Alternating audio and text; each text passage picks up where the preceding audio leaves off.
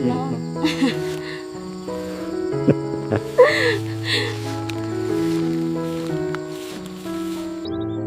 You are the love of my life. Will you marry me? Oh my goodness, yes. Hi, everybody. The moment Toan's memories come rushing back, the world seems to hold its breath. Every forgotten face, every shared promise, every tear Diem shed in silence now returns to him all at once. Regret crashes into love, and love into realization. He finally remembers everything. But remembering is only the beginning. Will Toan and Diem's wedding truly take place? Or has fate prepared one final test for their hearts? As hope rises, so does fear. Because sometimes the closer happiness feels, the more fragile it becomes. Because when love survives loss and time, the final question is whether destiny will finally let them say, I do. Remembering was not as gentle as Diem had imagined. After that morning, Toan's memories did not return like a clear story, but like broken glass, sharp, scattered, and painful to touch. At night, he lay awake, staring at the ceiling, replaying scenes he had once lived but failed to protect. Each memory carried weight, and each weight pressed heavily on his chest.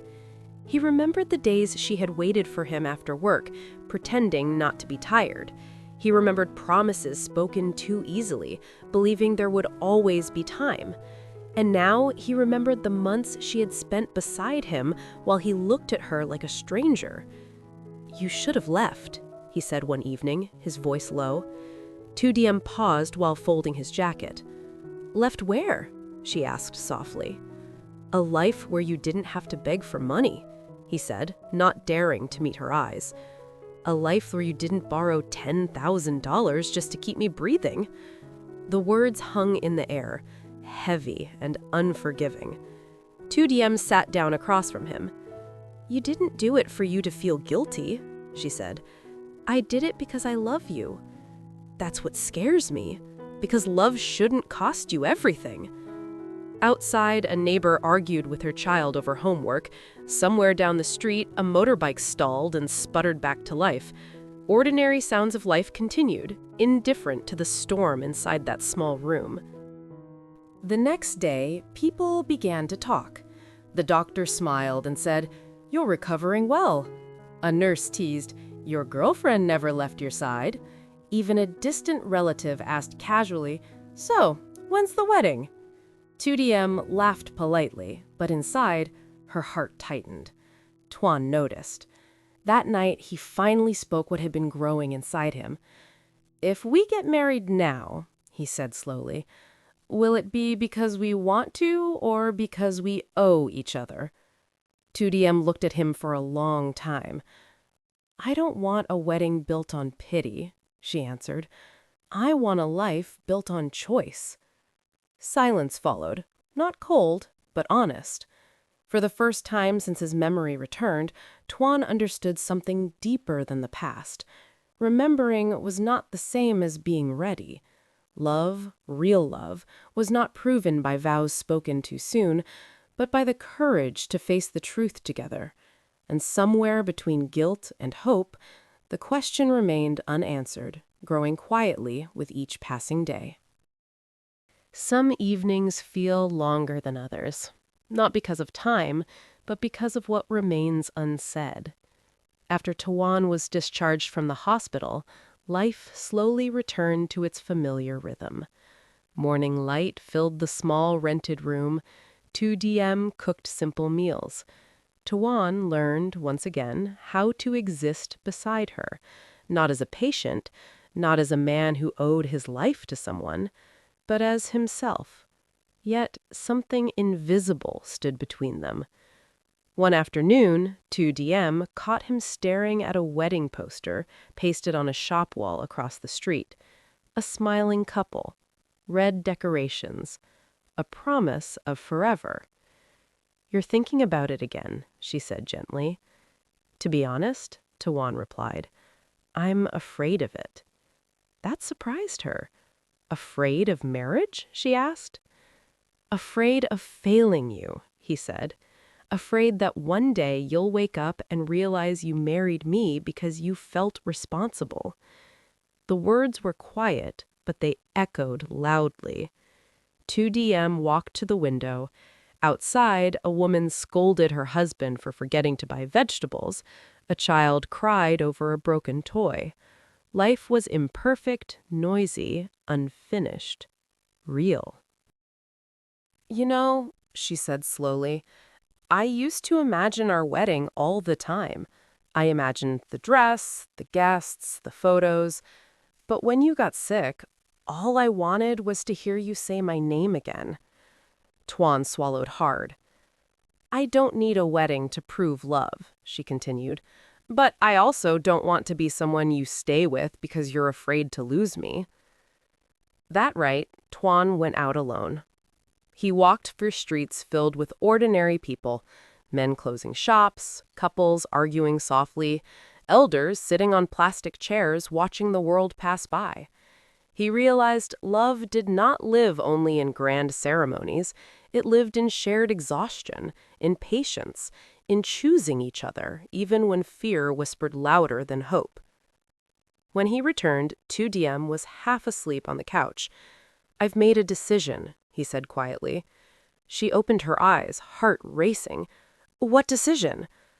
I won't ask you to marry me yet. Not until I can stand beside you without guilt. Not until you choose me, not because of the past, but because you still want a future. Tears filled her eyes, but this time they were warm. Between love and fear, Toan had chosen honesty, and sometimes that choice was braver than any proposal. There are days when love is loud, filled with promises, tears, and dramatic turns. And then there are days when love is quiet, almost invisible, yet strong enough to change everything. Spring arrived without announcement. Toan woke up earlier each morning, left the house with worn shoes, and returned with tired hands. He found work again. Not impressive, not easy, but honest. In the evenings, he cooked with Diem, sometimes burning the food, sometimes laughing at his own clumsiness. They spoke about ordinary things, rising prices, leaking roofs, neighbors' weddings. No one mentioned their wedding. Yet something had changed.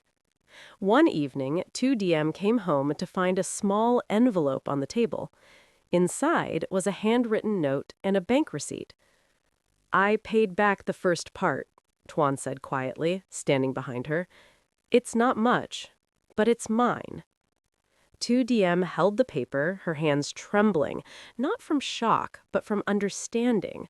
This was not an apology. It was a promise spoken through action. Days passed, life continued, imperfect and real. Then, on a Sunday morning, as they walked through the local market, they stopped in front of a stall selling simple rings. Nothing shiny, nothing extravagant, just silver, worn smooth by time. Toan picked one up, then put it back down. Diem smiled. You don't have to. I know, he replied.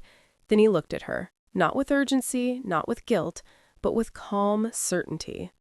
I want to. There was no crowd, no music, no kneeling in the middle of the street, just two people standing among vegetables, noise, and sunlight. Diem, he said softly, I remember everything now. But more than memory, I choose you, not because you waited, not because you sacrificed, but because even after everything, you still walk beside me. She did not answer right away. She thought of sleepless nights, borrowed money, fear, and hope.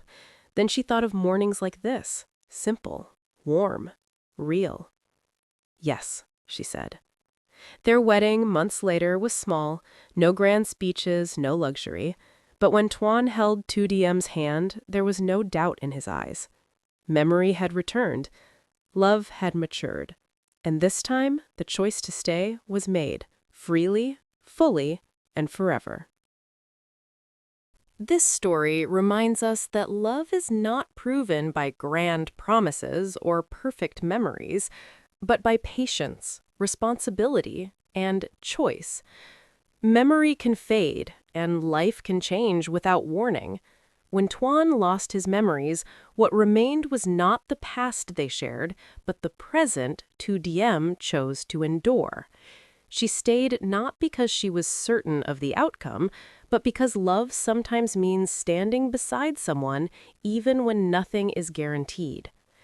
True love does not rush into happiness. It allows space for healing, for doubt, and for growth.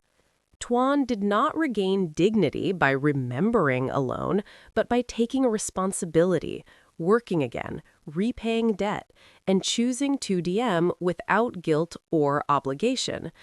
Love became meaningful when it was no longer driven by fear of loss, but by a calm and honest decision.